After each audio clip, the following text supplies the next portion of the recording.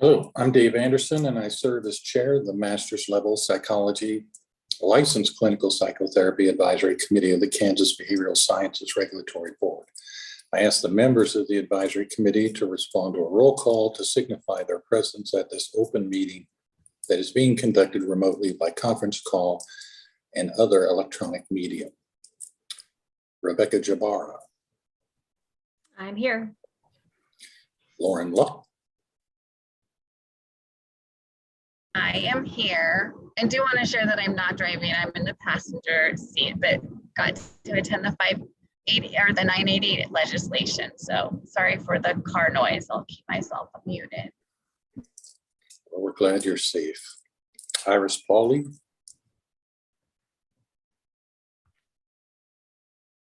I think you're muted, Iris. Here. Joshua Tangaway. Here. Kari, did I get your name right this time? You did. And here. I note the following BSRB staff members are also present. David Fye. Here. Leslie Allen.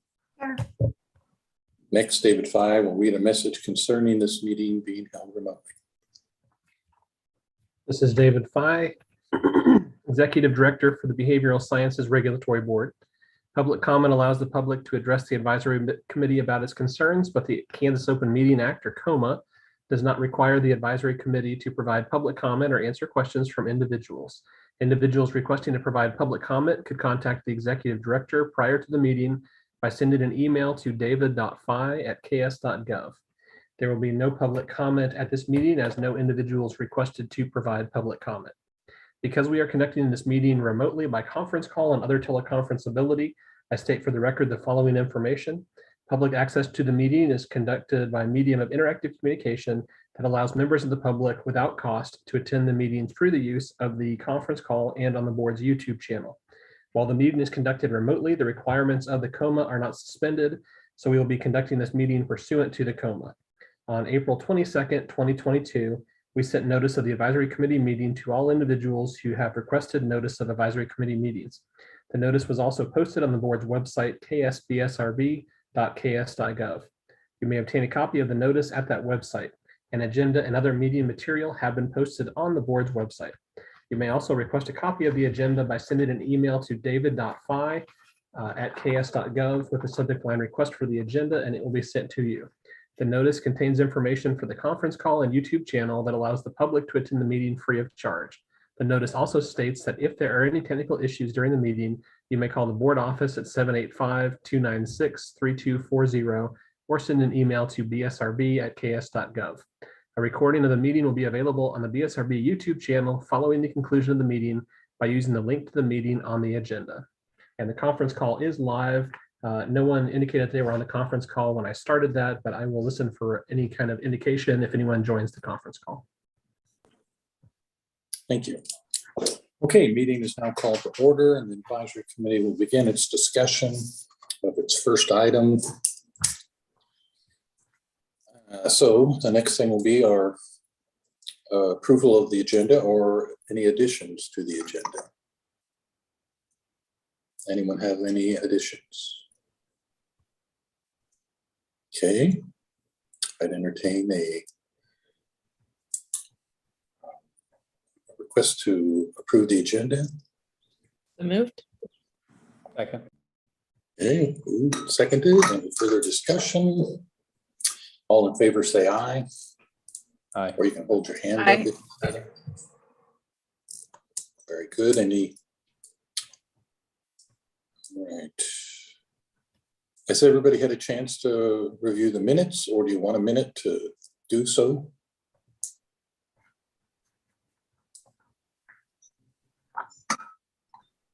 I would entertain a motion to approve the minutes. So moved. Second. Second. All right, so it's been moved and seconded. All in favor, say aye or raise their hand. Very good. Takes us to the executive director's report. Thank you, Dave. First thing I'd like to update you on is during the pandemic, we've been under direction from the governor's office that have limited our ability to hold in-person meetings. One of the requirements in state office buildings, we have to maintain adequate spacing. So we are limited on what type of in-person meetings we can provide. So for most advisory committee meetings and for most board meetings in general, we're going to be doing those remotely. Now, if that is relaxed in the future, I will let you know. But as of right now, most of the advisory committee meetings will have to continue to be virtual meetings. As an update for the BSRB, I wanted to provide a quick update on the budget for the agency. At the beginning of fiscal year 2022, which started on July 1st of 2022, we had a balance in the BSRB fee fund of about $2 million. Revenues and expenditures fluctuate month to month, but as of the most recent check on the fee fund, the current balance is a little over 2 million, about 2,035,000. So the agency does run at a little bit of a deficit, which was by design. The board went ahead and lowered some licensing fees back in 2019 to slowly reduce the balance in the fund. Even though the pandemic was and it continues to be somewhat uncertain, the revenue estimate that was provided previously for fiscal year 22 was almost exactly where the ending revenue did match almost exactly the estimate. So we are still on track to lower the balance in the fund slowly over time. So if this remains the case in the foreseeable future, we won't have to revisit the topic of revisiting those fees to see if they need to be raised. Another item concerning the BSRB, the Department of Administration asks all agencies to have a performance review for staff members once a year. As part of that process, there's a beginning of the year planning meeting with goals, and then there's a mid-year check-in, and then there's an end of the year full review. And so we are doing that model for the staff of the BSRB. We are planning to do a mid-year check-in with most staff next week, and that'll give us the opportunity to collect feedback from them, to give them some information about their performance so far this year, reevaluate performance measures and tasks that they are charged to do. So that is something that we'll be working on next week. In terms of some updates from the most recent board meeting, the board did meet on May 9th, 2022. Advisory committees were asked previously to weigh in on the topic of whether they would like pre-approval for continuing education classes and pre-approval of continuing education providers. Currently, there are statutes and regulations that the BSRB can do pre-approval upon application by individuals interested in that for the social work profession, because that is the profession that had originally requested us to be able to do that. Recently, the board discussed that and asked the different advisory committees to weigh in on if they would like that for their own committees as well. So the advisory committee recommendations began being provided to the board back in May. Some of the advisory committees are continuing to have conversations on that topic, so I expect more will be provided to the board at the next meeting in July. The opinion has been split between the advisory committees. Some have decided they don't think that would be something that they would want for their profession, and some have said that they would like that to go forward. So we'll just have to monitor that, and then for the ones that would request it, we will start working on possible changes to allow that profession to have those things as well. 15 members of advisory committees were reappointed to new terms at the May meeting. 3 advisory committee members were recognized as having served the maximum number of years of service. 2 of those members were on the Marriage and Family Therapy Committee, Joyce Baptiste and Rebecca Culver-Turner, and 1 was on the Professional Counselor Advisory Committee, Kenton Olaf.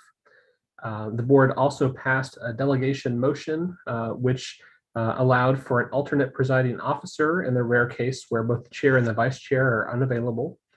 The board reviewed some different regulatory information that had been put before it. The board had previously authorized or voted to approve a fee to become a board-approved supervisor for the marriage and family therapy profession and also the professional counselor profession. And then there is a SIPAC home state fee for individuals practicing under the authority of SIPAC in Kansas. And that had already been agreed to, but the final language went before the board for their review at the last meeting. Additionally, there were some recommendations by the Master's Level Psychology Advisory Committee and also some changes from the marriage and family therapy profession. Additionally, the board met in April and discussed an online master's level social work program at Fort Hays State that is in candidacy for accreditation. And in general, they discussed the topic of applicants for licensure that are from schools that are in candidacy for accreditation, but the schools have not reached full accreditation yet, and how the agency should treat those individuals. Because for the social work profession, the regulations read that if the individual came from a school that is accredited by the National Accrediting Body, CSWE, there is one track for licensure. And then if they went to a non-accredited school, then there is a separate list of requirements they have to meet, one of which requires an in-residence. And so essentially the board was discussing how to how the agency should look at students who graduate from programs that are in that candidacy process. And when I was attending some of the national meetings recently in the last couple of months, I did mention that this is something that our board was looking at. And I met some representatives from Minnesota, and they informed me that they actually have a temporary license set up just for that scenario. So in Minnesota, if someone graduates from a school that is in candidacy for accreditation, what they're able to do is give them a temporary license to practice, and then that will last for a year. It cannot be renewed, but the board can extend it if the school is still in the candidacy process after 1 year. And then when the school reaches full accreditation, then the individual has the will need to convert that temporary license into a permanent license. But it is an option that I saw from Minnesota, so I provided the board some information about that for them to weigh. Additionally, there is an investigation policy for the board. It guides a lot of the work by the board's complaint review committee that investigates complaints against practitioners. That investigation policy is in need of updating. And so I put together a report, identified some recommended changes and some other items for the board's discussion. That report and those recommendations will be reviewed further by the board at the July meeting and may be acted upon at that time. Some of the information that was in that report came from conversations I had with the investigators for the board and also legal counsel for the board. And so I reflected their feedback in that as well. And then two different advisory committees requested approval of subcommittees, and those were both approved by the board. The Professional Counselor Advisory Committee requested a subcommittee to look at unprofessional conduct regulations and possible changes. And then the Marriage and Family Therapy Advisory Committee asked for authority to have a subcommittee to work on a clinical supervision manual similar to the one that exists currently for the social work profession. Some other updates I wanted to make you aware of. As I mentioned, I've been attending some of the national meetings for the associations. I recently attended one for ASWB, which is for social work. And then I also attended the mid-year meeting for ASPPB, which has to do with the Associate of State and Provincial Psychology Boards. And at that meeting, there was some very interesting information and some updates. One in particular relevant for this advisory committee is they announced that the APA is working on accreditation standards for master's level psychology programs. And they expect to have out some draft language at least by next fall in 2023 on some language for accreditation standards for master's level psychology programs. So master's level psychology is one of the two professions under the board that a national accrediting body is not recognized in statute or regulation, but it would be helpful, especially for our purposes from a licensure board's perspective, to have an identifiable body if there is one that is able to do some of that accreditation and it would fit the needs of the public protection mission of the agency. So I want to make you aware of what APA is working on. There was a lot of excitement about some of the changes, and it was kind of interesting to hear some of the discussion because some of the jurisdictions do not license master's level psychologists, and so there was a good back and forth conversation about the topic. Some of the other items that were discussed at that national meeting, one of them was talking about overcoming barriers to licensure. They were talking about making licensure periods shorter for military members, military spouses. Some of that I think connects to the passage last year of House Bill 2066, which expedited the time frame for licensure and allowed another path by reciprocity for some of those individuals coming from out of state.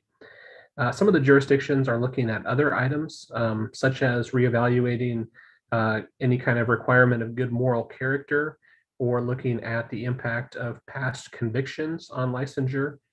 Some are looking at creative ways to reduce cost for licensing.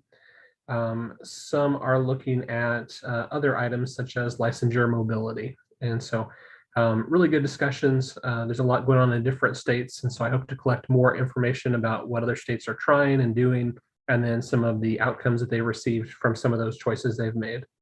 I also attended an open house type forum put on by ASPPB that had to do with a discussion on the EPPP2.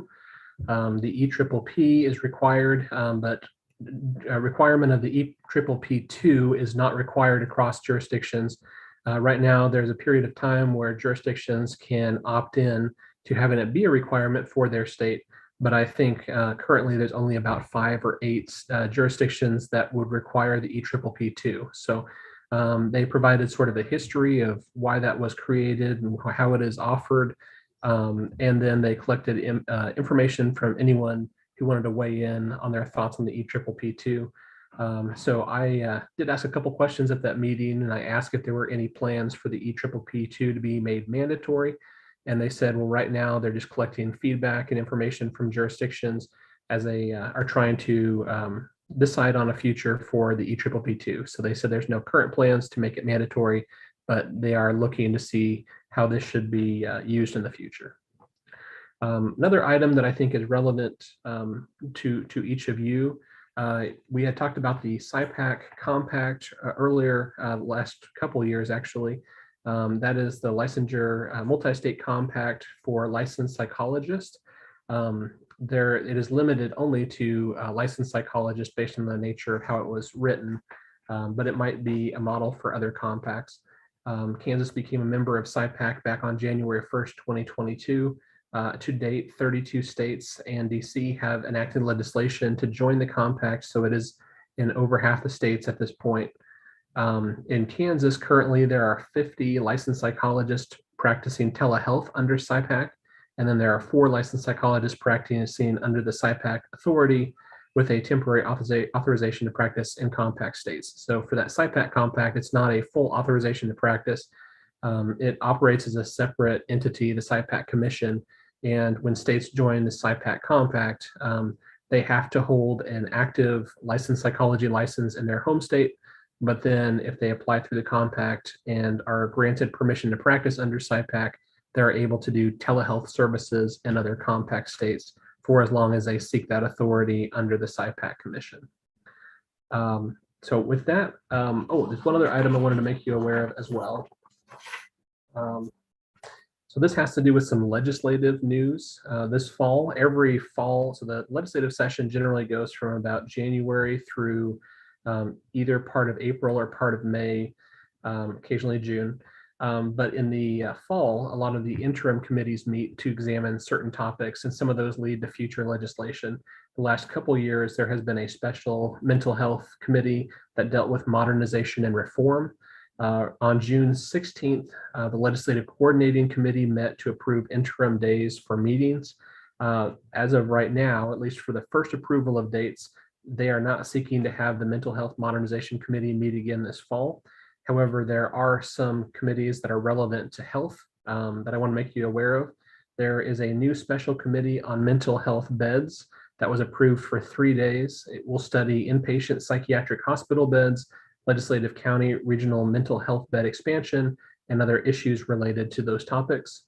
There was a special committee on intellectual and developmental disability waiver modernization, which will highly involve representatives from KDADS, I would think. There is also a committee looking at medical marijuana that has been approved for 3 days to examine that topic. And then as it relates to regulatory boards, there has been a special committee that has been authorized for 3 days to discuss state employee and state member composition, reviewing compensation of board members on many boards and commissions. So found that interesting. Those will be meeting throughout the fall through December, and then we'll provide a report to the legislature which could prompt future legislation or other actions. So I want to make you aware of some of those items affecting the BSRB and the profession. So I'm happy to stand for any questions on any of those items. Thank you, Dave. That was a great deal of information. Questions or comments?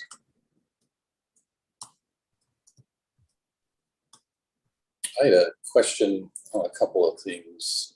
One was in regard to looking at some changes, and you had mentioned good moral character. And correct me if I'm wrong, but that's the reason that groups are looking at kind of dropping that isn't because we want to encourage people with bad moral character to apply for a license, but it's rather that it's a really difficult to define term and hard to quantify. Isn't that kind of the reason? I think that's part of it. It sounds like there are two prevalent standards.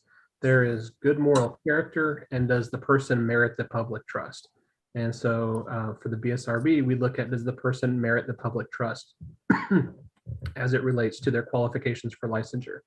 I think it can be painted when you look at just good moral character by itself. You can potentially paint the argument as, is this person a quote unquote good person or a bad person? But when you look at, do they merit the public trust, you're looking at, they have a background with information that is relevant to their ability to practice. And so this really has to do with the focus on it. So the jurisdictions that have just an overly broad good moral character, I think those were the jurisdictions that were the first to focus on eliminating that requirement.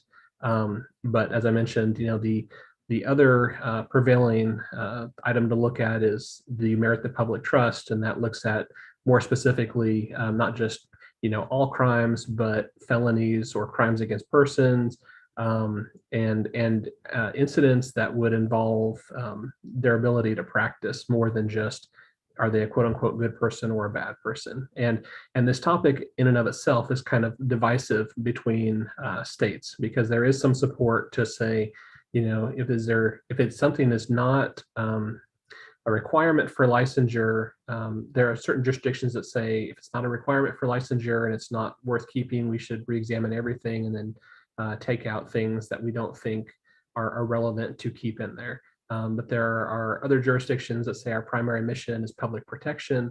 And so we really need to be careful about who we put into these positions of authority to provide services. And our number one mission has to be to the individuals receiving those services. And so it is a back and forth discussion right now. But we don't currently use, we include items that fall under part of the moral character within our with the items that we examine, but for the jurisdictions that just looked at past moral character, I think those are the ones that are primarily looking to maybe remove that requirement.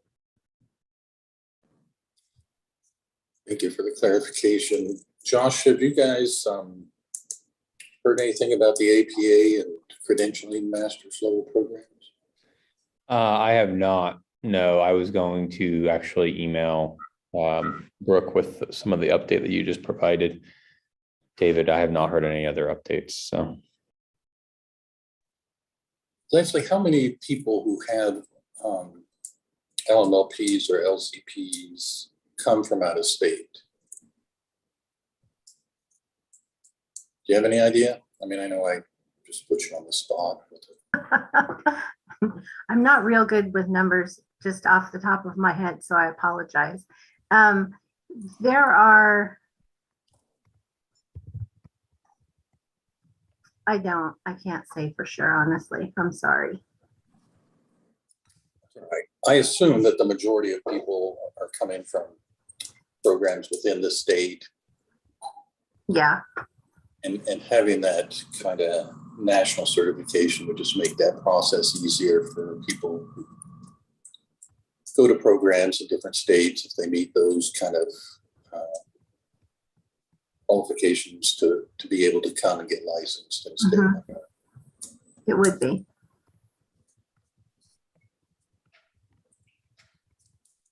Right. Anybody else have any questions or comments?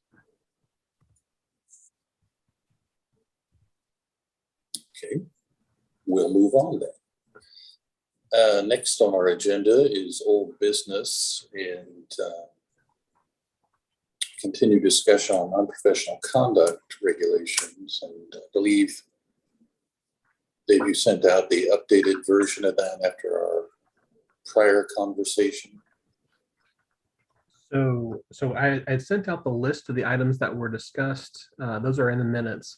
And then I went ahead and sent out just the original version of the 102-4-12, which is the unprofessional conduct regulations for the profession. So this examination of the unprofessional conduct regulations is probably going to be a lengthy process to make sure that we have a good list of items to forward to the board.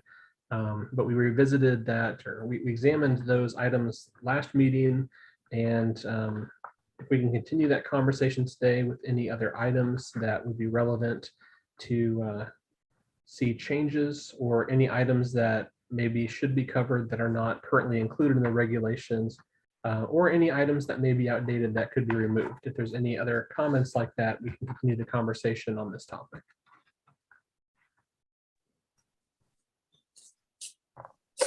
Anybody have any additional feedback on that item? Dave, I wondered if that issue I sent you in regard to the after hours availability, as the previous executive director of Bsrb Max I'd requested an opinion. Well, let me kind of back up and tell you the story. So we had discovered that there was a private practice in our area who, if you contacted them after hours, their voicemail said, if you're in a crisis, call the mental health center.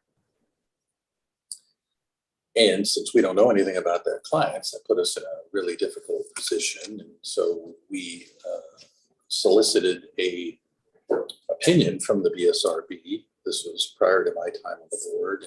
Max Foster took it to the board and sent me an email saying, yeah, if people aren't available to their clients who are in crisis or have some kind of arrangement for somebody to be available, then that would be considered by the board as putting them at risk for unprofessional conduct. And so our agency just used that email from Max to kind of send out to people and say, hey, FYI, don't forget you've got a responsibility to handle these things.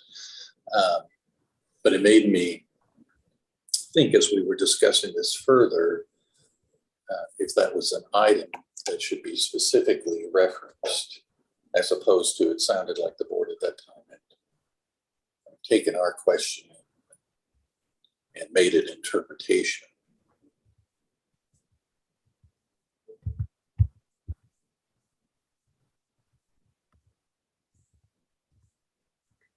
Anyone? I like that being addressed because I think we've had the same issue.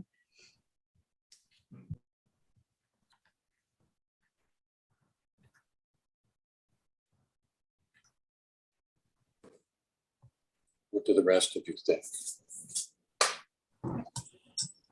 So I was wondering if that is something that needs to be addressed right outside of each profession, but just for all BSRB levels of licensure, right? That seems like it would be sort of overarching and applicable to all of our professions. Right, and that's, I think, as Leslie and Dave would tell you, that's, so each of the professions have their own rules, regs, statutes, mostly addressing many of the same things, but not always in the same ways. And Lauren, I think you mentioned that you've been at a 988 event, and so that's part of also why this is becoming kind of an issue of concern, is because now there's going to be this national suicide kind of crisis hotline. It's always been there, but this is going to formalize some of the processes as well as create this 3-digit shortcut that no matter where you are, you could use. But we want to make sure that people aren't then just saying, oh, hey, if you're struggling after hours, just call these guys. And again, shifting that responsibility onto somebody else who doesn't know the client and the issues that they're struggling with, and obviously isn't going to be as helpful. Other thoughts? Yeah, I agree with that too. That definitely an important consideration. So if you have to take care of the people that you're seeing day to day. So I absolutely agree. I don't think I've seen any issues or problems here in Wichita with professionals in private practice doing that. I will say that I know the larger school districts give out whenever there's like a suicide protocol or something like that, or something very severe, they give out information for the community to support them. But I haven't seen concerns or issues, which I'm thankful for. I should be happy about in regards to that here, but I'm sure they're around. I'm sure they exist. I just haven't come across that here in Wichita. That's an important consideration too, thinking about if it were to be like a just overarching Bsrb thing. School counselors, a lot of them are licensed, right? So if they're in a school, how would that apply? I don't think it would be the same thing because they're not really doing necessarily the same type of work as you would, so versus the summertime, I think Right. that's important too. And there's a lot of social workers in this. I mean, every school has a social worker assigned. So Yeah, I can say in our district, it does, if you email the school counselor after 3 p.m., it will direct you to Johnson County Mental Health without sort of hesitation. I'm curious this group's thoughts on, so many, just I think of healthcare providers in general, so lifting it above mental health, but just looking overarching in healthcare, it is very common for outpatient practices to say, if this is an emergency, call 911. And I'm wondering if there's a parallel in there somewhere, because we certainly see this in the inpatient acute world on a daily basis with patients coming to the ED because their outpatient provider is closed, and 911 becomes what's next after that for a patient that's in crisis. And should this conversation include steps professionals should take before resorting to just, why don't you go to the ED and have them assess you?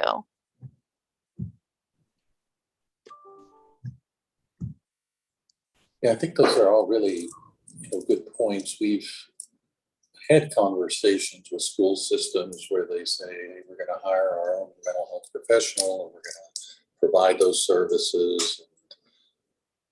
We say that's great, but remember that those are then all your clients. And so if they go into crisis and you just have one person, how are you going to manage that?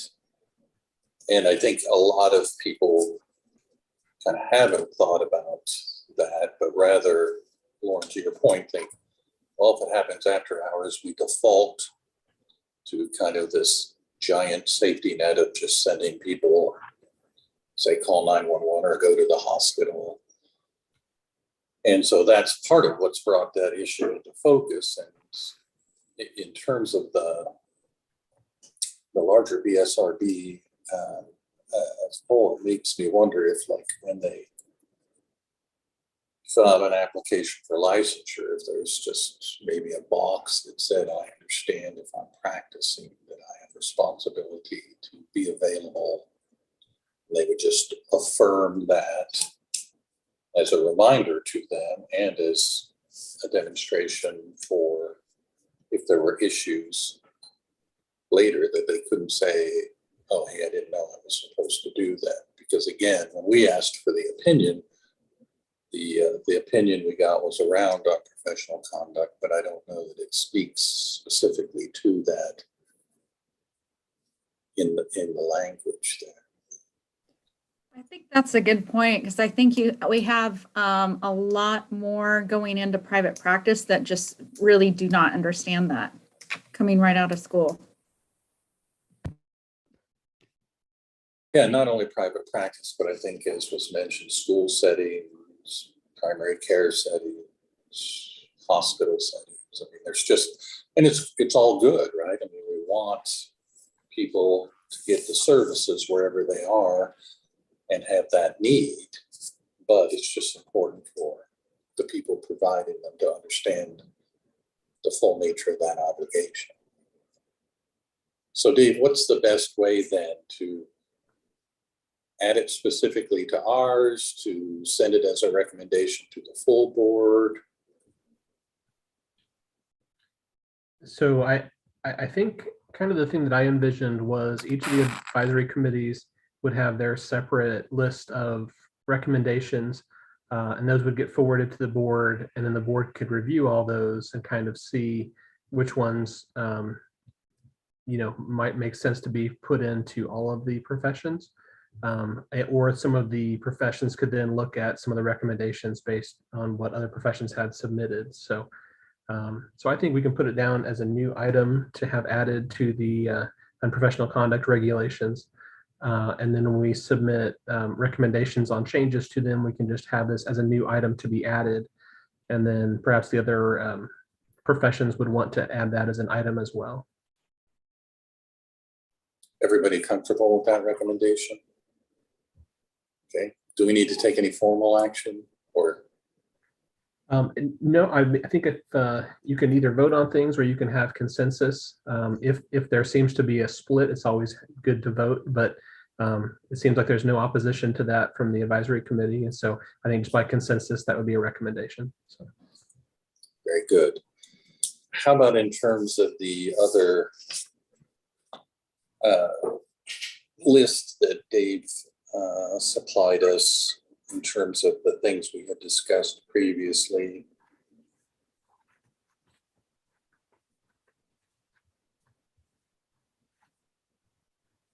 Any additions or changes to that?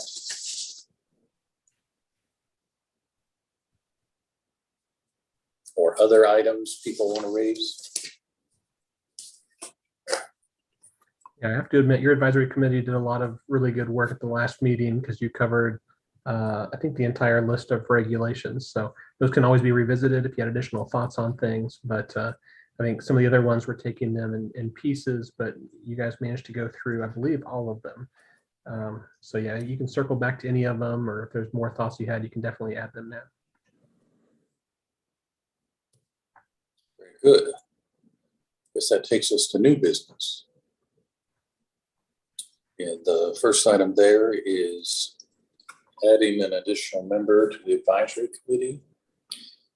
Did we talk about one member?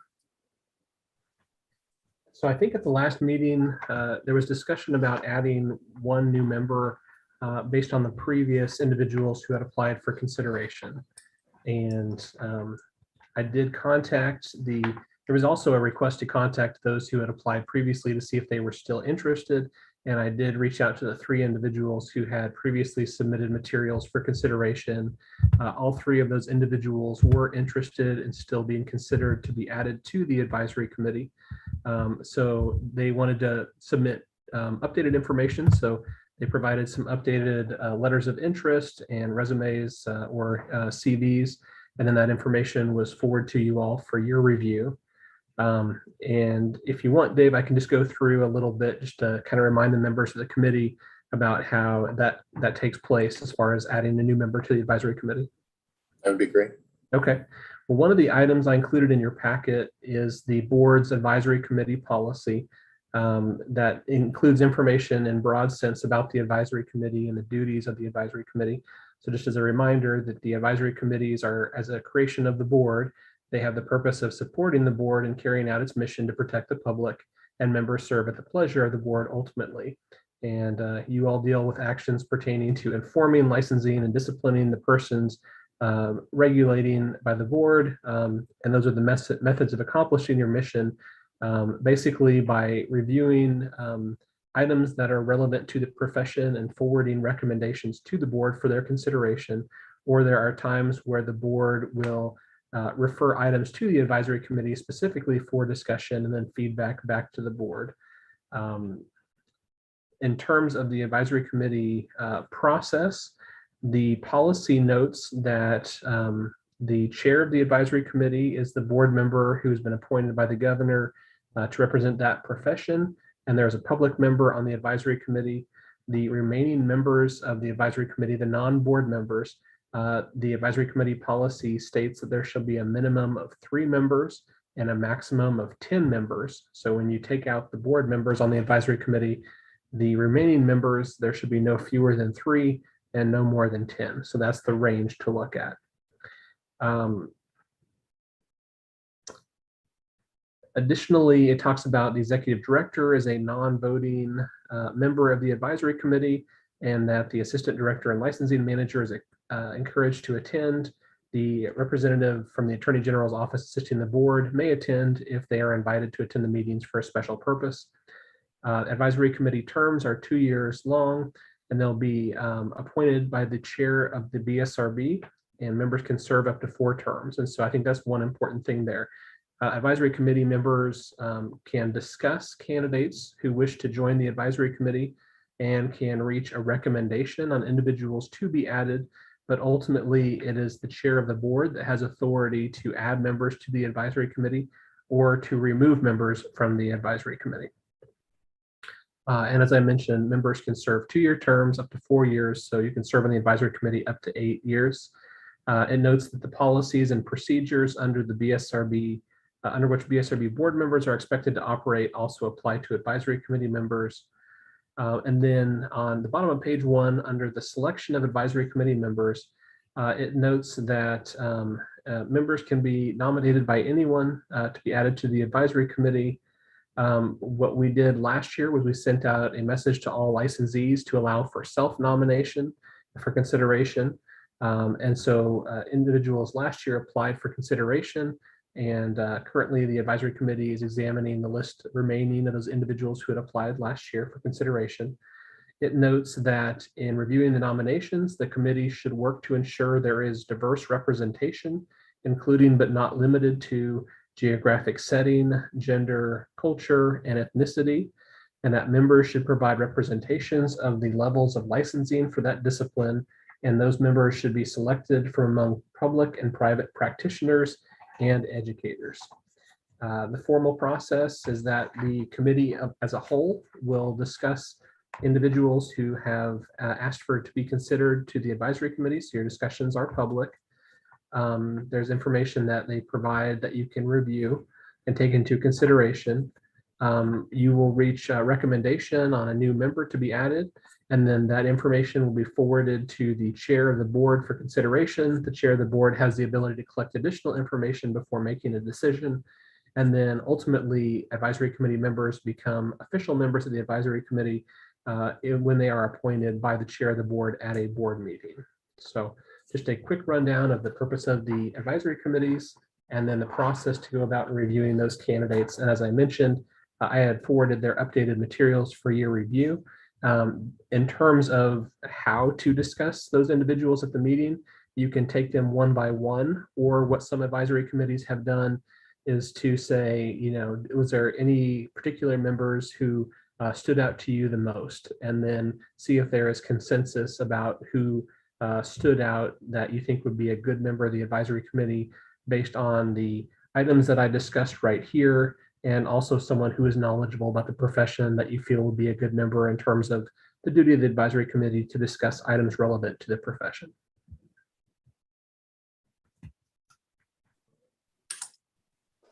Thank you, Dave. Do we have a preference? I reread them this morning. I thought they were all good candidates, but one of the ones that stuck out to me was the individual who has a history of working at Larned. Just because of some of the diversity that they bring, also that setting, I think is really interesting. It would provide some good diversity within the group. I agree with that. I thought they were all quite strong, but that does definitely bring a different aspect.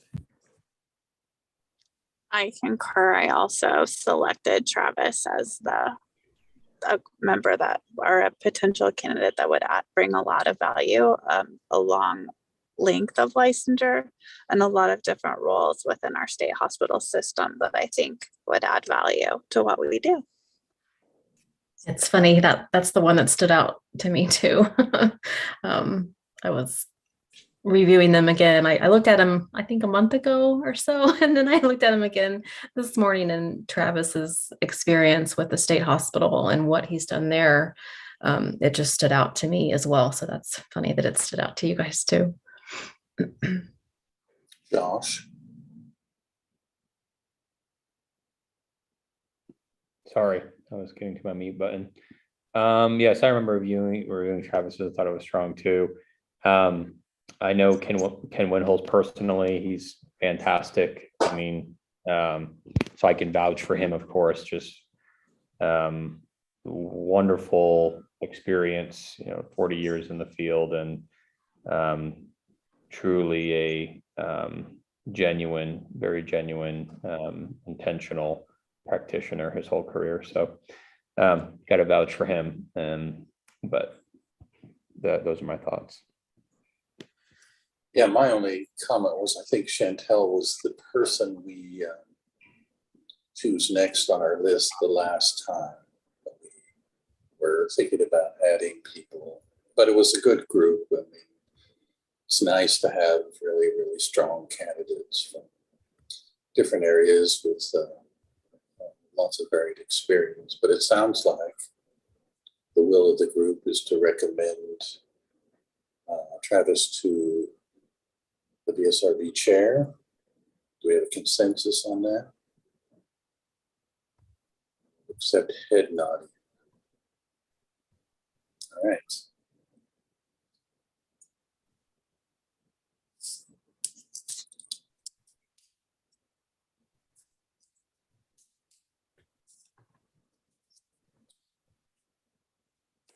Dave, does that come from you or does that come from me? So what I can do is I can write up a letter that summarizes the work of the advisory committee with the recommendation, and then I will send you a copy of that draft letter for you to review. And if you feel it accurately reflects what the advisory committee recommended, then I can forward that to the chair of the board on your behalf.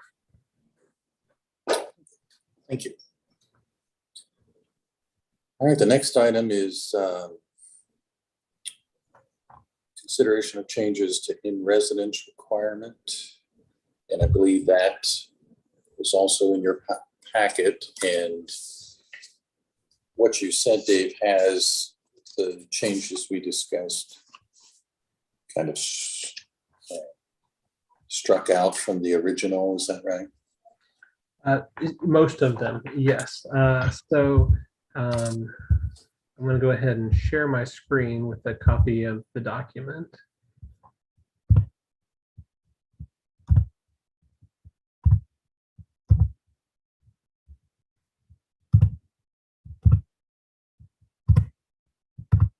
Okay, so you should see a copy here of 102-4-3A, which is educational requirements.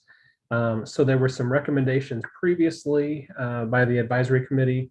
One was to go ahead and change references from core faculty member to faculty member, and then do some additional changes reflecting the change in definition as it related. There had previously been discussion by the advisory committee that some facilities could bring in experts that may not be core faculty, but they could serve a really beneficial purpose in terms of providing some of the training or services. And so the core faculty member change was there. There was a strike through of sections A, 1, B, and C, and those were forwarded to the board and approved. Additionally, under item A2, under the in-residence definition, that had to do with also the requirement of the student being in front of one or more core faculty members. And so with the change to core faculty, that was changed to also coincide with the change to the core faculty moving to faculty. On page 2, it's not highlighted, but this was also something that was forwarded. It was a recommendation at the last meeting. Primary professional employment, that definition, it was referenced in the definition of core faculty member, but I believe that was the only time that term was used. So it was recommended to be struck. And so this item 3 was also basically removed. And so that was forwarded to the board for a change. And then later in the document, there was another section. I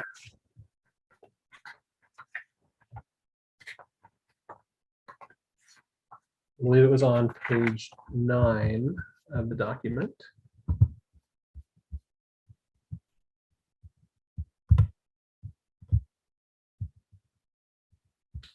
And that had to do under F, program requirements, number 2. The program requires and provides an established curriculum that encompasses a minimum of 2 years of graduate study.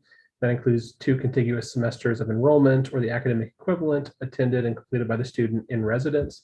The advisory committee had discussed previously that the use of the term in residence here is not within the same context of the use of the term in residence in the rest of the regulation. And so it was just old terminology that should be removed from that section. And so there was a recommendation to remove that reference to in residence in that section. And so that was also forwarded to the board and approved. And then the last change had to do with item 8. And this is more for consistency.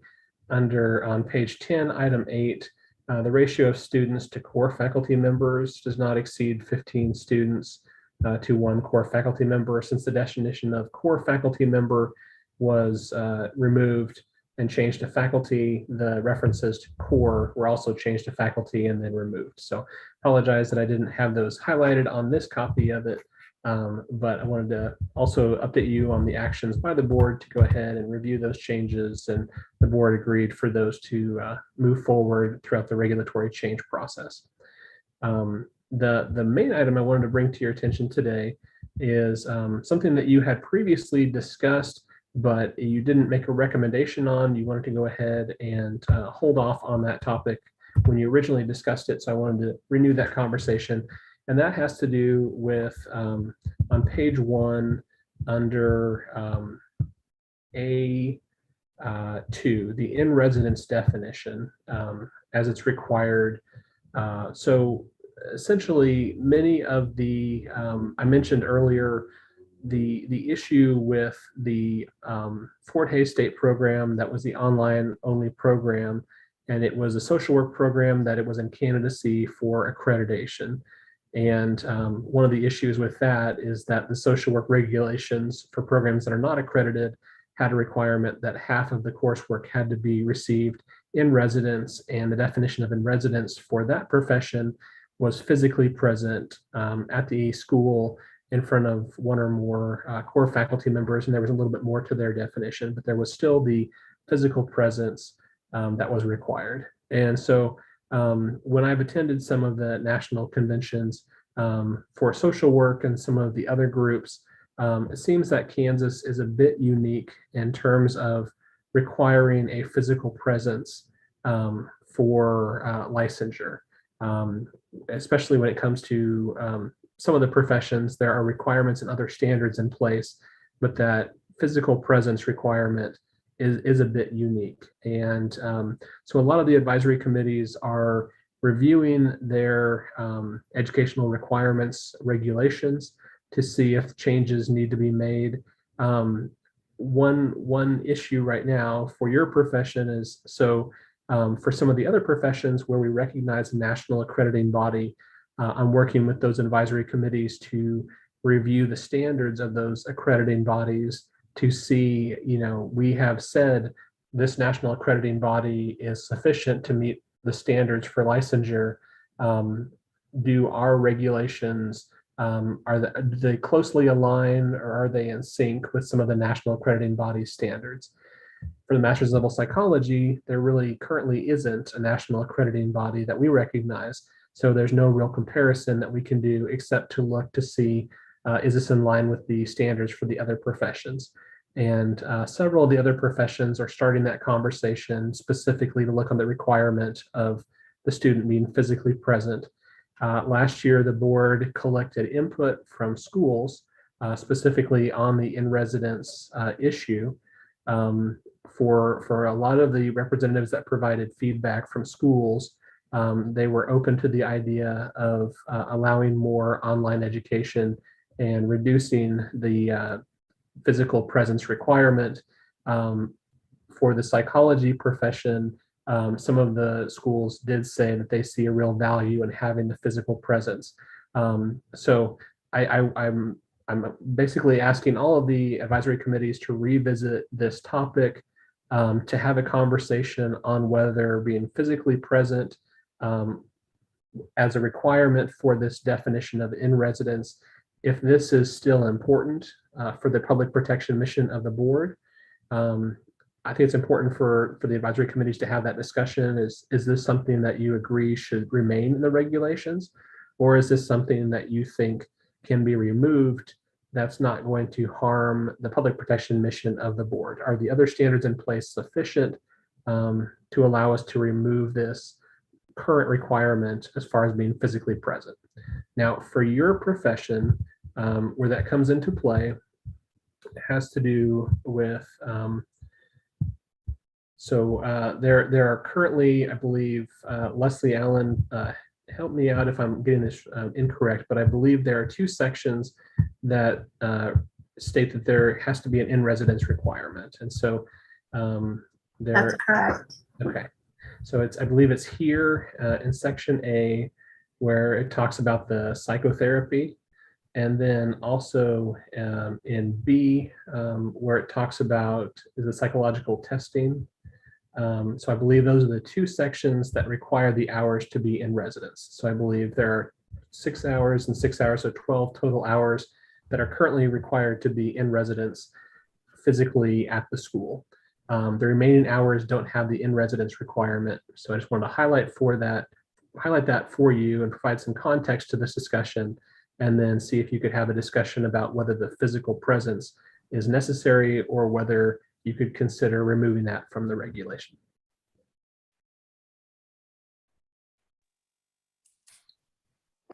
Thank you, Dave.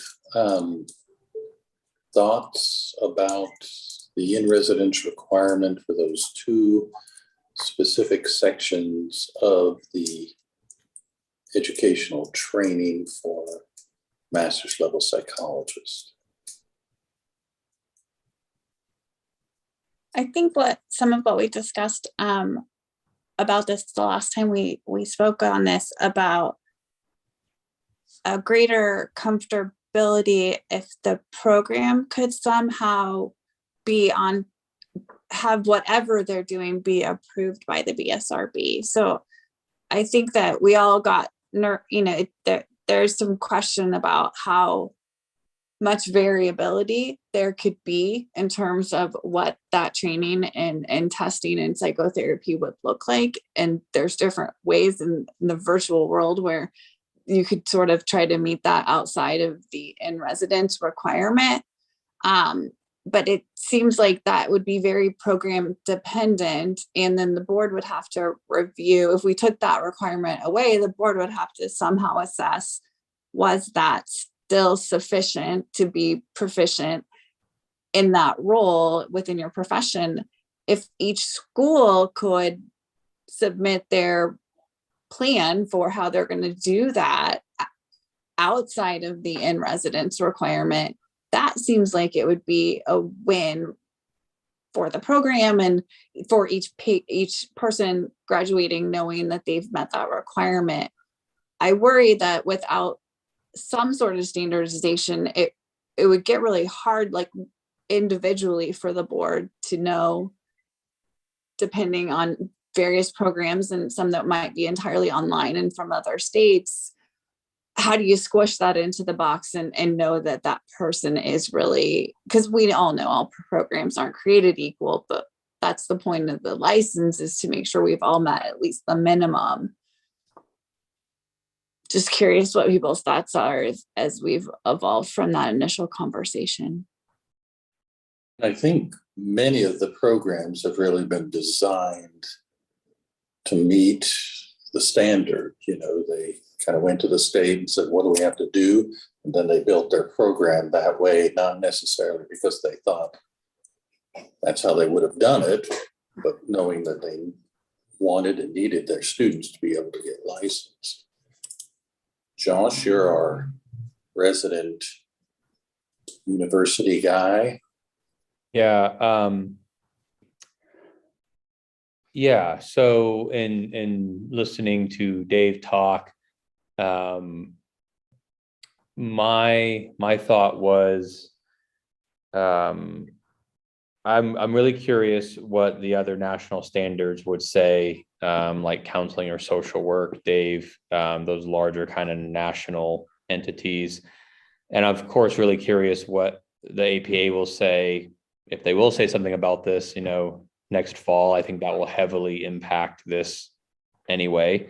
If licensure or the state of Kansas wants to align with those APA accreditation processes.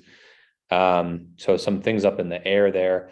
I still really lean towards reducing or eliminating that in-residency requirement. I'd be interested, how universities would feel about submitting some sort of plan to the board to assuage any concerns about what those classes or courses would look like. I really think that virtual education can be just as effective as face-to-face, and the technology today is so well done that I think you can just replicate lots of things. And the truth, there's just research that supports that some students actually do better virtually than they do face-to-face. So I think just continuing to approach it flexibly, but I definitely lean towards that side, and very interested to see what the larger national organizations would say. Yeah, to your point on that, I think the accreditation standards next year are going to be really interesting, because I know from some of the other professions, some of those national accrediting bodies do have certain requirements as far as core faculties. That might also be an item for the advisory committee to revisit once we know more about what standards they put into place. And I also just want to clarify one thing too. There is, so currently right now in the regulation for the in-residence requirement, it talks about being in face-to-face in the same physical proximity. And I think there is a way to modify the regulation where you would still keep the face-to-face requirement, but you could separate that from the same physical proximity, so that you could do it via screen. You just wouldn't have to be physically present. So all of this is still open for conversation for sure. But the way that you were referencing that being face-to-face, I just wanted to kind of clarify that there is still a way to do face-to-face essentially by screen without being in the same physical proximity for some of that. I think going to what Lauren said earlier, it's hard when, not every university would maybe do the same thing, but thinking of like the soft skill portion of it and that variable. And I get the whole face-to-face, like there's a number of ways that can be interpreted, but perhaps it's something like we acknowledge that the face-to-face piece could be like via Zoom, but then perhaps it's built in that, they have to meet X amount of days physically face-to-face to practice certain assessment skills or whatever that is. That way the professor can get a sense of how do they feel, in person, practice some skills, because even online, nothing beats a child acting like a child in the middle of an assessment. So getting that skill and practice and actually walking through and helping that person feel more comfortable is important. But then they could sign off and say, yes, they did indeed attend this two-week times period. And then you all aren't trying to have to figure out what each body is doing separately. It's that we acknowledge that they can do it successfully because, as Joshua mentioned, like online has really become far better than it used to be, but it would still give us that little bit of control and ensuring that we're protecting our populations we're working with. So in the same physical proximity, but not necessarily at the university. Correct. So, I mean, thinking of how some of the universities are based, libraries, you can rent a space there. They could set it up, but for 2 weeks, we're going to do library time from 9 to 12. We have a room rented. We're going to practice these skills. I'm going to monitor, put you through, different trainings for that, and ensure that they're mastering that skill. I mean, that's an option, I think. I was thinking something similar to that it's hard. And I think there's a lot of it that you can learn online, but you take away a lot when you never practice in person. So something that incorporates being able to practice in person, to me, is still important. So thinking about practicality state, though, from like the university standpoint, I think we really have to consider that if we require them to meet for any amount of time, then it's kind of a moot point. I mean, we also need to think about who's taking these classes, right? So it's a lot to take 2-3 weeks off of work or half a days off from work and try to complete these requirements. So I would like, just thinking about as I'm listening, like, instead of, could we relinquish that control from the program? And what if, like, during their practicum or something, there is required assessment or something, if that's what we're concerned about.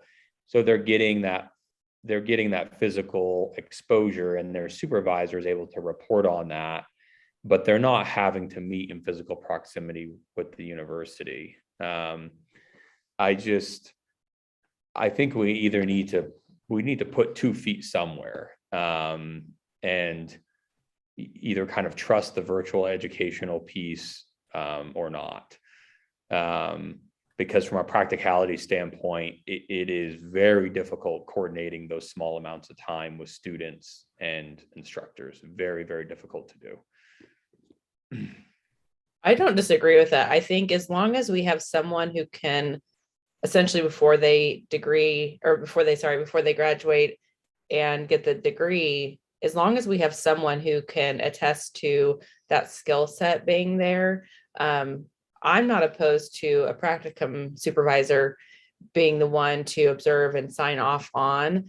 The only downside to that is, which it would be, kind of case by case, is if somebody comes in and they're not quite qualified, but they might be able to tighten that up on site. As long as somebody can sign off on and feels comfortable doing so, I'm not opposed to that route. That's all. The other thing that I reflect on with this requirement, because I feel like the main concern for people is the testing part, and I get it. I agree with the whole, actual exposure with with children in particular. I agree with all that. I also reflect on, though, I understand that assessment and testing is part of psychology blood, and I agree with that. But I also think about, like, how much psychological evaluation are actually done by LMLPs and LPs, for that matter. I feel like it is I would love to know actual numbers on it. They're probably not out there, but there's not. I feel my experience is that it's a limited amount of practitioners who actually use that skill. But we seem to hold on to it as part of our identity, which I'm not disagreeing with, but I think it's a point of reflection. That's all I'm saying. It would be interesting. I can share just from the University of Kansas health system and having about 40 LPs and a lots of gaggles of other mid-level behavioral sciences providers, we do use LPs and LMLPs regularly for testing. And so in the acute world and outpatient world that we're living in, it is a very used skill, and we seek LMLPs for that because over other disciplines because of that ability to test and provide that level of assessment. So I'd be curious too, like what that actually looks like across the state. Because I think what I see at the academic medical center is probably intentionally designed to be having people practicing at the top of their scope. And so maybe we're able to subsidize that or do that in a little bit more deliberate way that may not be realistic for the entire state. I think one of the things I also, I mean, I agree that you don't, it does not have to be at the school, or isn't there a way to do both? So we want the clinician and the person they're administering the test to be in the same room, but couldn't that happen and be videotaped and then sent to the professor? I mean, I was required, not only were mine in person at the school, but also on videotape. And so I'm wondering, did it really need to be at the school? Couldn't my professors have still reviewed all of that through video and given me feedback, and the clinician could be responsible for finding a human being for each of the different age brackets required to administer the various tests and video that and still get that same experience? I don't know that it would have mattered what building we were in. Yeah, and that's what the Fort Hays School Psychology program does right now. Exactly that, Lauren. And they're given a lot of feedback on their testing skills and their testing stuff. And it's just not face-to-face physically. So. Is there no research out there, Josh? You would think somebody would have done some kind of research on being able to look at whether people trained in person or people trained in the manner you're describing have similar skill sets. I think that's probably a difficult thing to research. I mean, I could look and others could look, of course. I'm not aware of any of that. I bet there's some research out there now on just the efficacy of virtual versus face-to-face graduate education. I'm sure there is. To your point, though, I think school psychology, because testing is obviously such a prominent part of what they do, and if they've moved in the direction of providing that educational piece not on campus, and people are learning that skill virtually and practicing in ways that can be reviewed, that gives us some standing then. Yeah, and to follow up with what you were saying too, Lauren, I know this research probably isn't out there, but again, I would love to know how many LMLPs and LPs for that matter are actually testing. Not means to abolish it per se, but I think one piece of anecdotal evidence for that is the wait lists for psychological evaluations are very, very long. I mean, it is difficult outside of a school. It's difficult inside of a school. It's certainly difficult outside of a school to get a full psychological evaluation done within a month's time is miraculous. So. Yeah, to that point, we do zero. At our agency, we're a good size CMHC, but we see that kind of as outside the scope of what we're primarily designed to do. And the other thing was we found that we were getting a lot of referrals, particularly from courts, that wanted testing done, even though they really had questions they wanted answered. The testing wasn't necessarily the best way to get at that. So I think and I'm glad to hear from Lauren that there are groups that are really pursuing people with these kinds of degrees for that very reason. The other thing I would say, is the APA, and I might be wrong about this, but they seem to be a fairly rigid organization in terms of their own standards.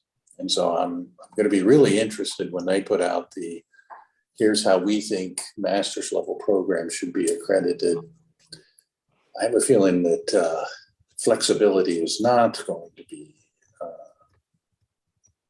the most important thing for them, as much as it is. And I think we've seen this reflected even within the state, that they have very specific standards that have to be met in very specific ways. Yeah, if it reflects at all anything what the LP programs go through for accreditation, if it's even half of that, it will certainly be intense. So that's a really good point. Yeah, I would agree. One thing that I think I go back to in my head, and maybe this has evolved, but back when I was pursuing my independent license and going through that clinical supervision, even that couldn't occur virtually for not 100% of it can be virtual. And as I understand it, most BSRB professions are still requiring an in-person component for clinical supervision. So if we're saying that you can't even learn to advance in your practice by speaking with another professional over the phone with your level of licensure or higher, how are we?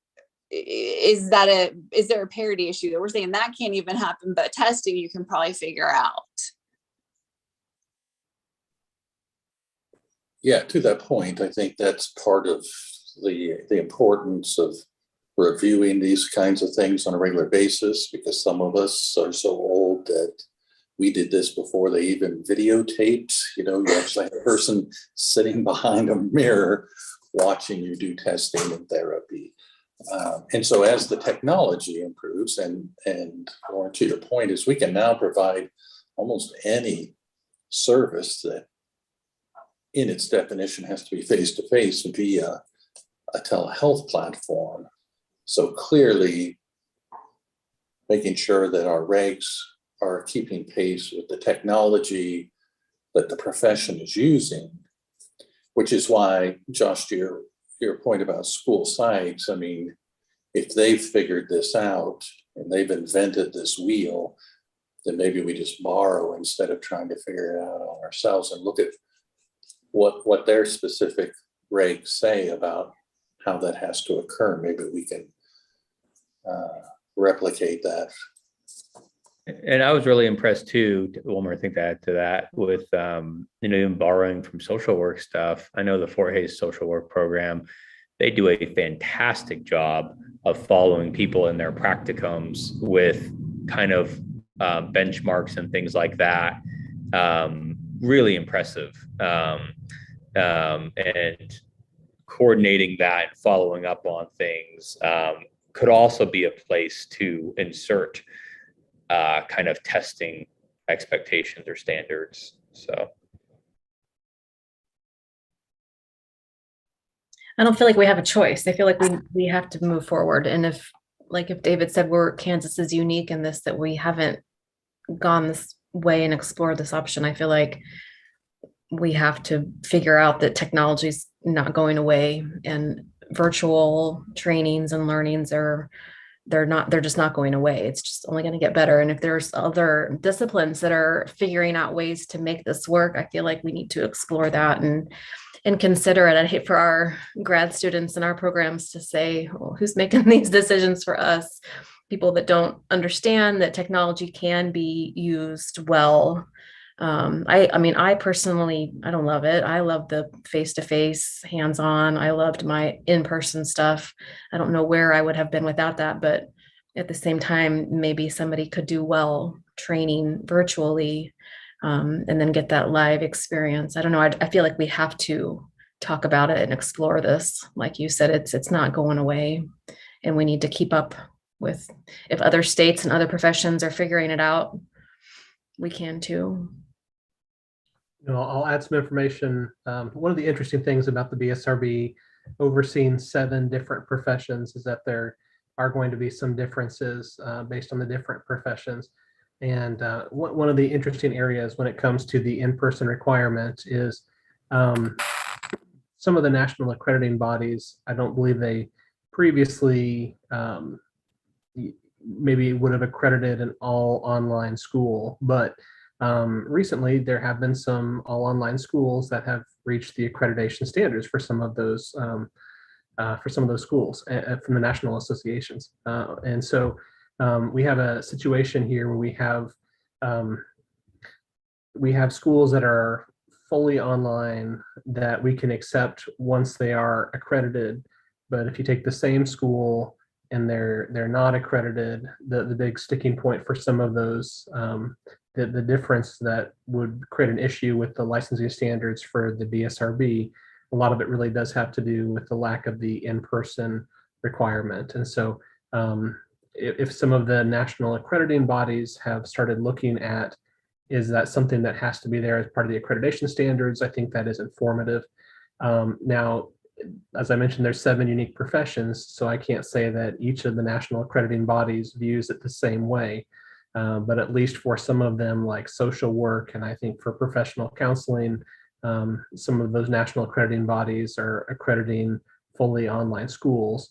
And I think that's why it's creating part of the issue when you compare our regulations for the nationally accredited schools versus the regulations for the ones that aren't.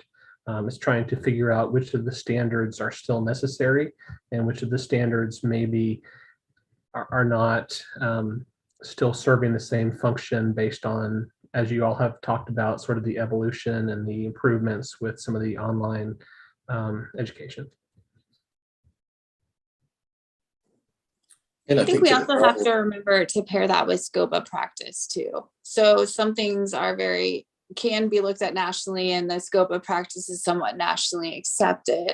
We know that LMLPs and LCPs are an area where there's not as much consensus, and our scope of practice does allow for that testing, but we're talking about some professions that do not have that as part of their scope of practice. And so I want to not be misleading to the public, and that each of the 7 professions has a different scope of practice, and some of those allow testing and many do not.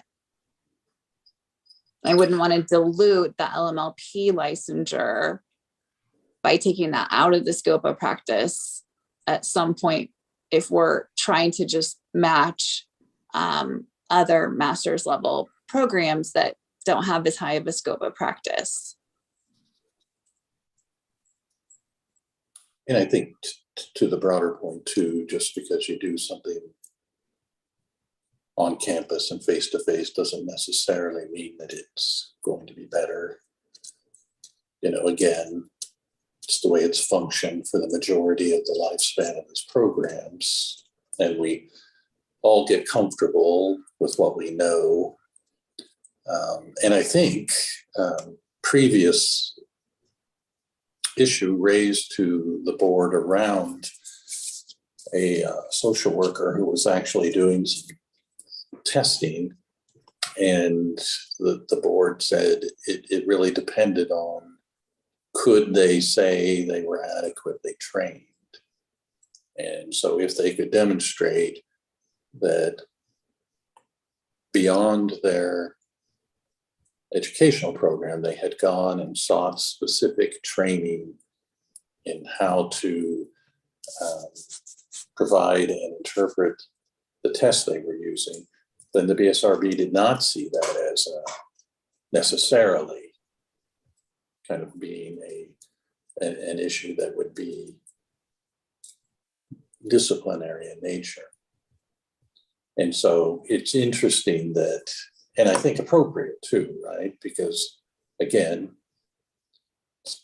it's been 35 years since I've been through my program. So if I said, yeah, I can do this testing versus somebody who spent quite a bit of time last year going to trainings outside of a educational program, I might be the one who's actually providing a service that's outside my scope currently.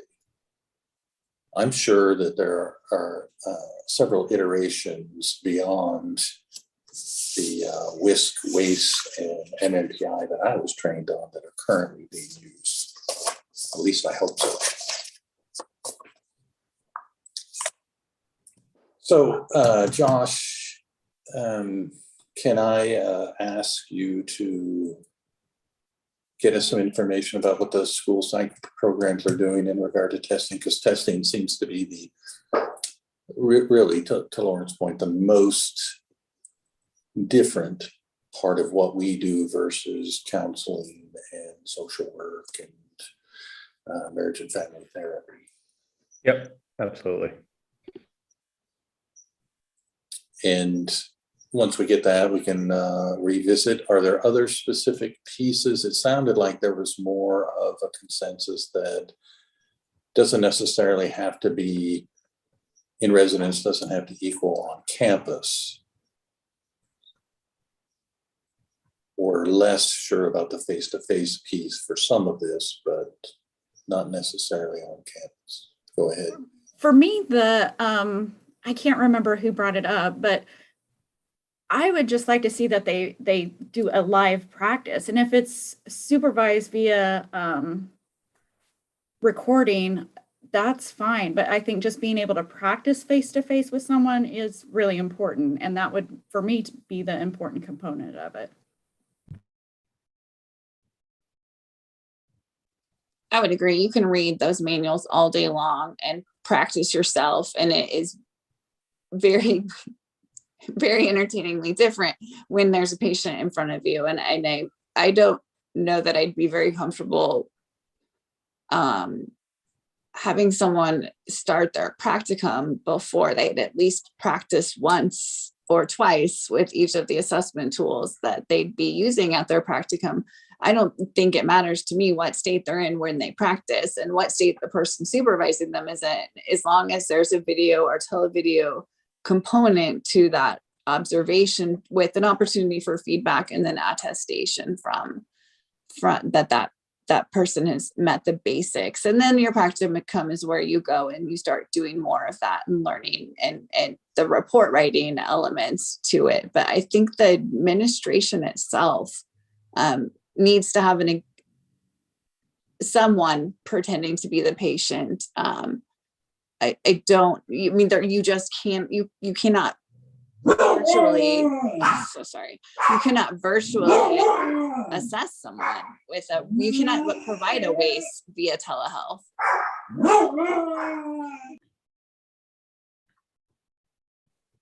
And you can do that from anywhere still. So it's not like you have to be at a certain place.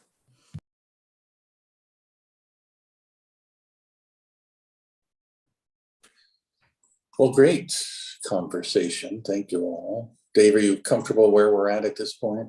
Definitely. I really appreciate the thoughtful conversation. This has been a very good discussion on these points. That leads us to 988 in the National Suicide Prevention Hotline Rollout. And since Lauren, who's just disappeared on me, sounded like she had just been to a meeting about that. I was going to rely on her to provide us a little information. Is everybody familiar with the 988 and when that's happening and how that's going to work? Yes. And from my perspective, my issue with it was really more around making sure that people weren't relying on it as their after hours kind of coverage. I guess I'm not familiar with when. I'm familiar with the what. I'm just not familiar with the when. I don't know if anybody knows that answer. Lauren does. Do we have a when? 988 rollout. Officially, I think it is July 1st. I heard Johnson County mention that to a great deal, some of it is already up and going. So I'm unclear on why there's a gap there, but if the gap is less than a week. So I think the first week of July, it's official. I was thinking the same. So recently there was a document though released and it is July, but they were saying something along the lines of like July 22nd now. It was the last document that I read, but still it is July is when they're saying it should be rolled out. I am happy to reach out to Commissioner Brown or Deputy Secretary Bruner and ask for the official date. I hate to admit that I missed it during the live discussion, but I'm happy to track down that date if that would be helpful. Thank you. The final new business item is information on disciplinary actions relevant to the profession. And Dave, was there a handout on that? I didn't see one. No, I just thought I would kind of talk to that issue Perfect. today. So, one of the responsibilities of the agency is to license professionals, and the other is to regulate the profession, specifically as it comes to investigating complaints against practitioners or reports of alleged violation of the statute and regulations. And so essentially, I pulled some numbers to provide an update in terms of practitioners under the master's level psychology or the clinical psychotherapist licenses.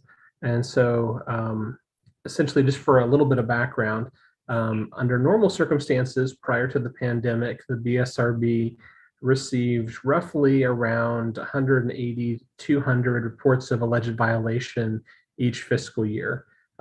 During fiscal year 2021, which would have been from July 1st of 2020 through June 30th of 2021, there was a dip in the number of complaints that were received by our office. It decreased dramatically down from about 180 or 190 down to about 130.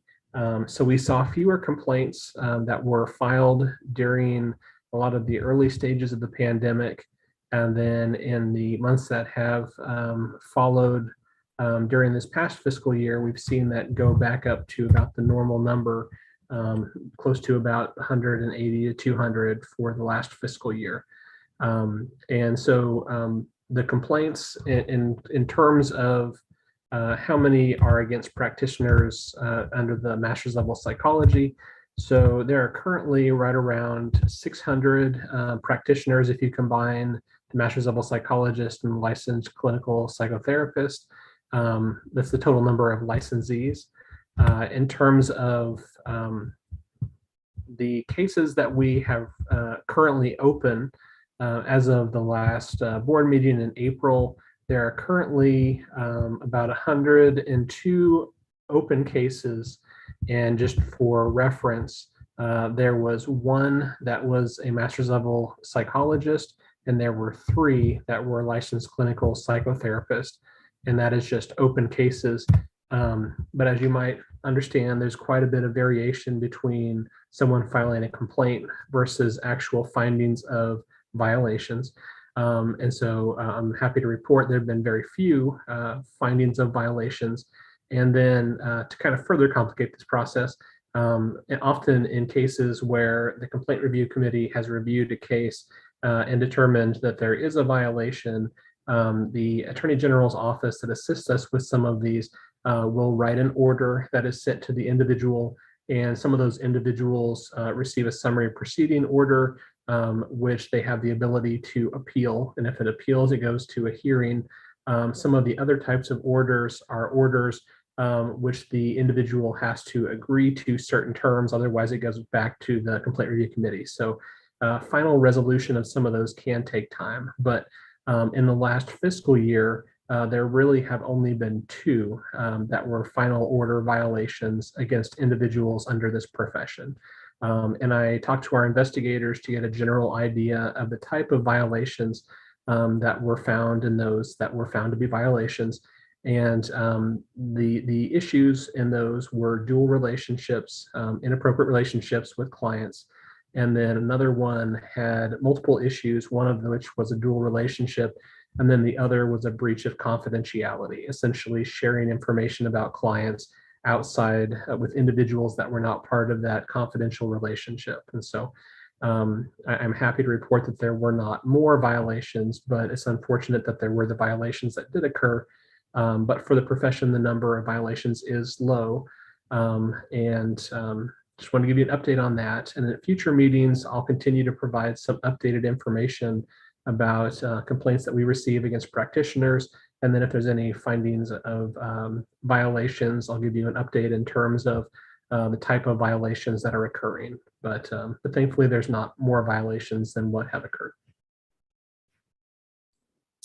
Thank you, Dave. I just thought it might be interesting for this group to know. We get a report at every board meeting, and it breaks it down by profession and and then by the type of complaint that's been made. It would be interesting to know if during COVID and the fact that more services were being provided via telehealth, whether that reduced specific types of complaints because people no longer were in a shared space together as much. So I can tell you that this item, as far as there being fewer complaints, has been discussed at some of the National Association meetings, and it's not a unique situation to Kansas. It's kind of been a trend for some of the other jurisdictions that have seen the decrease and then the bounce back of complaints. I've heard some theories on that. I think one of the things that I think is possibly true is that during the initial stages of the pandemic, everything was unprecedented and there were just new ways of doing things. And I think people realized this is not the norm, but I don't know what the norm is. So I'm not sure this is a violation. And so I would like to think that people weren't committing violations at the same rate, but I think part of it is probably individuals were happy to be receiving services and perhaps were happy to receiving some of those by telehealth when they thought they maybe wouldn't be able to see their therapist. So they were maybe just happy to receive services. And then as everything started to stabilize a bit more, and then things became the new norm, or things went back to closer to normal, I think maybe individuals started to respond and maybe they started to, that's a possible theory. I've heard other individuals talk on that too, and I think that can make some anecdotal sense.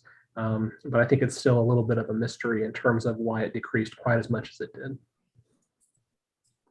Yeah, I know you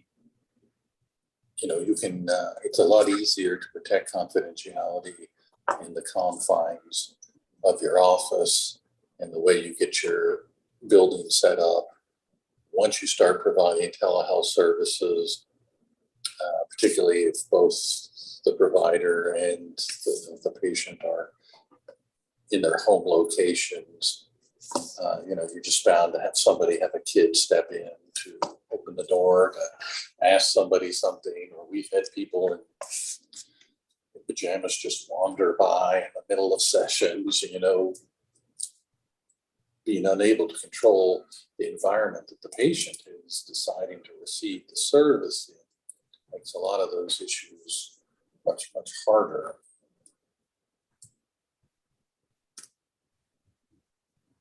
All right. Any additional agenda items? Anybody have anything they want to raise for the good of the cause? I heard back from Kara. She's lightning fast. July 16th for 988 is the official go live date. Very good, thank you. Possible next meeting dates.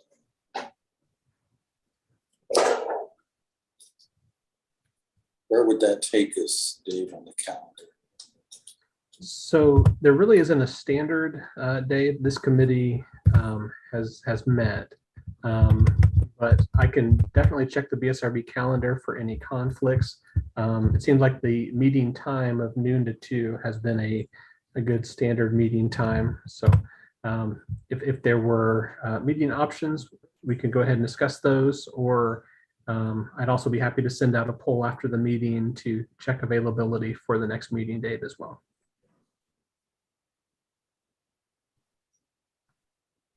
That's awesome. Wednesdays are good for Wednesdays work pretty well for me. If I had to pick a day of the week, I don't know about everybody else, but this Wednesdays are good with my schedule.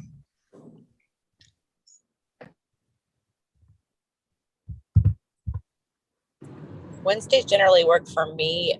Come August, our diagnostic clinic will be switching to Wednesdays, so I could attend Wednesdays, but there is always a possibility that I might be a few minutes late if something runs over.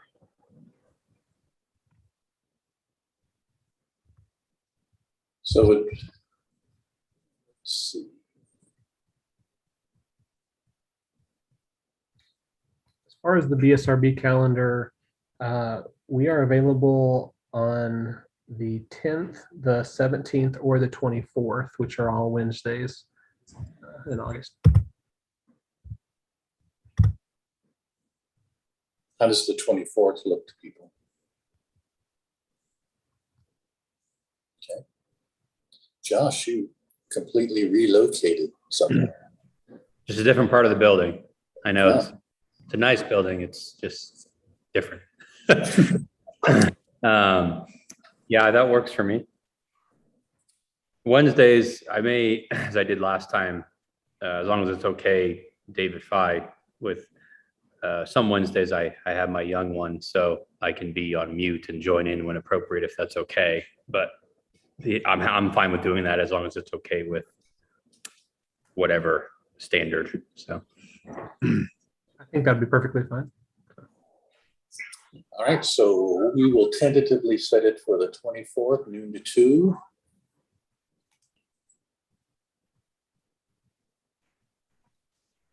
Great. All right. Well, I would entertain a motion to adjourn.